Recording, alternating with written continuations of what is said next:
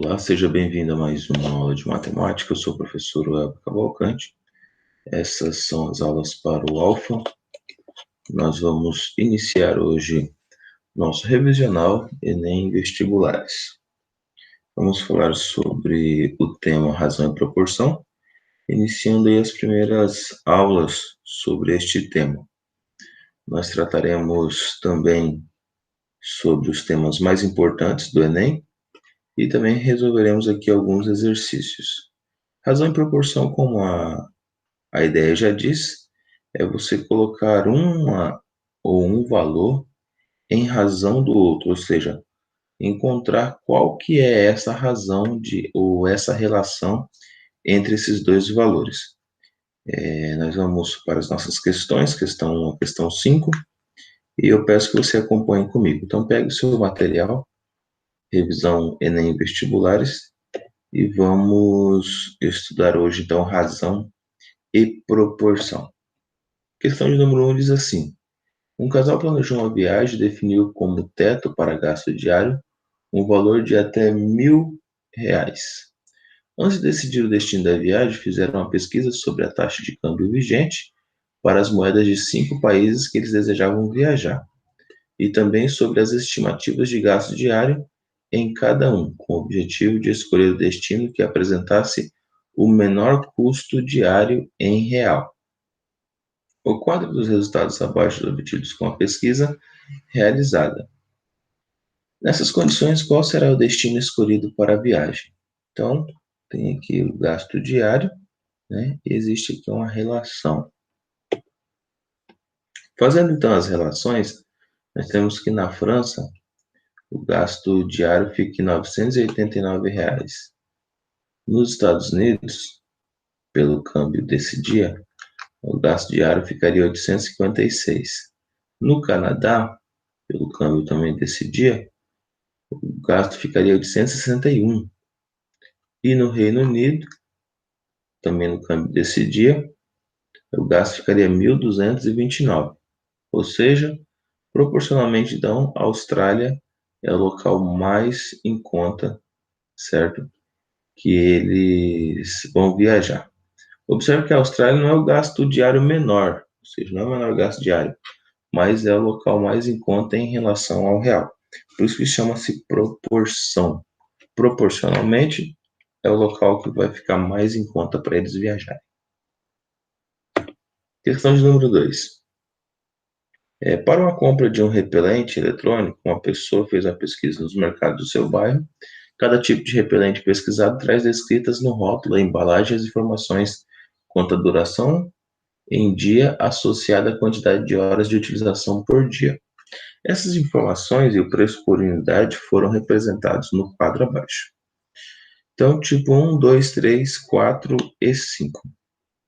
A pessoa comprará aquele que apresentar o menor custo diário quando ligado durante 8 horas. Então, a gente quer saber exatamente por 8 horas qual que é o custo diário de cada um desses daí. Nessas condições, o repelente eletrônico que a pessoa comprará é do tipo...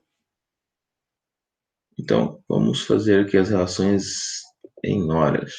Então, primeira coisa aqui que nós temos. O primeiro repelente, ele utilizando 12 horas por dia. O preço real é R$ 12. Então, fazendo o quê? 8 em relação a 12 vezes 12, então vou ter exatamente vezes 30 dias de duração.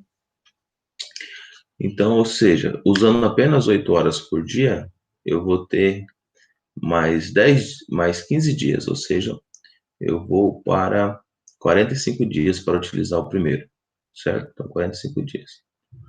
O segundo, utilizando 9 horas por dia, ou seja, eu quero usar só 8 horas por dia, então essa 1 hora vai ser jogada para frente. Então, eu vou ter aqui novamente essa relação, 8 em relação a 9, multiplicado por 9, dá exatamente 8 horas. Então, 8 horas vezes 32 dias, vai dar exatamente 36 dias. 9 em relação a 8, né, nesse caso, né? Nós temos a utilização diária, vai dar exatamente 4 vezes 9, que é 36, ok? E o terceiro aqui, 8 em relação a 10, Então, 8 décimos de 10 vai dar exatamente 8, ou seja, 10 em relação a 8 multiplicados por 40 dias, que é a duração. Dá exatamente 10 vezes 5, que é 50. O 4 e 5 já estão em 8 horas, né? Tá? Então, todos aqui estão proporcionais agora. Vocês estão tudo em relação a 8 horas. Ó, 12 dividido para 8 multiplicado por 30. 9 para 8 multiplicado por 32. 10 para 8 multiplicado por 40. Então, esse 40 é exatamente a duração de dias que ele já tinha colocado aqui. Ao todo, então, e o 4 e o 5 também já estão em 8 horas. Significa que o repelente que vai ter maior duração é exatamente o repelente 3, tá? Exatamente o repelente 3. Se você fizer a simplificação, né, você vai encontrar 1/5, ou seja, 10 em relação a 50, você vai encontrar 1/5. Então, significa que o repelente 3 é o que vai ter maior duração. Questão 3. Para contratar 3 máquinas que farão reparo nas vias rurais em um município, a Prefeitura elaborou um edital que, entre outras cláusulas, previa: cada empresa interessada só poderá cadastrar uma única máquina para concorrer ao edital.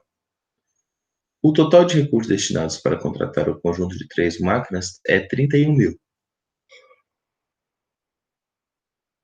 O valor a ser pago a cada empresa será inversamente proporcional à idade de uso da máquina pela empresa para presente edital. As 3 empresas vencedoras do edital cadastraram as máquinas com 2, 3 e 5 anos de idade de uso. Quanto receberá a empresa que cadastrou a máquina com maior idade de uso? Ou seja, que é exatamente aqueles 5 anos ali. Então, a primeira coisa que nós vamos fazer é o seguinte, ó, proporcionalidade. K em relação a 2, K em relação a 3 e K em relação a 5. Se você somar R1, R2, R3 e R4, vai ser proporcional a K sobre 2, K sobre 3 e K sobre 5. Você quer encontrar a proporcionalidade em relação a K. Tá bom? Então, observe aqui como vai ficar isso. Exatamente, fazendo o mínimo múltiplo comum entre 2, 3 e 5, nós temos 30. Então, 30 está para K sobre 2, K sobre 3 e K sobre 5. Então, vai ficar 15 sobre 30, 10 sobre 30 e 6 sobre 30. Ok? Somando esses valores aqui, nós temos exatamente quanto, professor? Somando esses valores, nós temos exatamente 15 mais 10 mais 6 vai dar exatamente 31. 31 sobre 30. 31K sobre 30. Ou seja, então, essa relação que a gente tem aqui, exatamente que K é exatamente 30 mil, tá? Então, K vai ser 30 vezes, vai passar o 31 dividindo aqui, ó. 30 vezes 31, vai passar o 31 dividindo aqui. Então, K vale exatamente 30 mil. Se o K vale 30 mil, então vamos lá, ó. K dividido para 2, K dividido para 3, K dividido para 4, para 5. Mas como a gente quer exatamente com 5 anos de idade, a gente vai fazer K dividido para 5, ou seja, 30 mil dividido para 5. 30 mil dividido para 5 é exatamente 6 mil. Ok? Depois vai ter 30 mil dividido para 10, para 3 que vai dar 10, e 30 mil dividido para 2 que vai dar 15. Aí fecha os 31 mil. Ok? Questão 4. O álcool é um depressor do sistema nervoso central e age diretamente em diversos órgãos. A concentração de álcool no sangue pode ser entendida como razão entre a quantidade de álcool ingerido. Ó, presta atenção que está dizendo aqui, ó. A razão entre que é a quantidade de álcool ingerido, e a medida em grama do volume de sangue, em litros, presente no organismo do indivíduo. Em geral, considera-se esse volume corresponde ao valor numérico de 8%. Então, presta atenção aí, ó. O que é 8% da massa corporal do indivíduo? De acordo com a Associação Médica Americana, uma concentração alcoólica superior a 0,4 gramas por litro de sangue é capaz de trazer prejuízos à saúde do indivíduo. A expressão relacionada QEM que representa a concentração alcoólica prejudicial à saúde do indivíduo, de acordo com a Associação Médica, é. Então, a primeira coisa, o que a gente vai observar é que exatamente 8% da massa corporal. E 8% é 0,08, certo? Então, 8% é exatamente 0,08. É isso aí que a gente vai observar como resposta a essa questão. Então, a letra E é a resposta correta para essa questão. E aí você vai observando essa relação. Bom, deixa eu colocar aqui para você.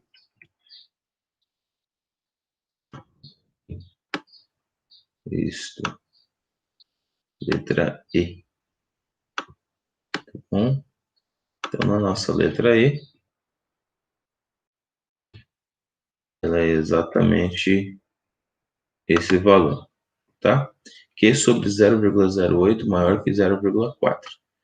Ou seja, se isso aqui a concentração estiver maior do que isso, já está sendo prejudicial. Então, qualquer valor alcoólico maior que 0,4 gramas. E de onde surgiu esse 0,08, professor? 0,08 é o nosso 8%. Então, você pega 8 e divide para 100, vai dar 0,08.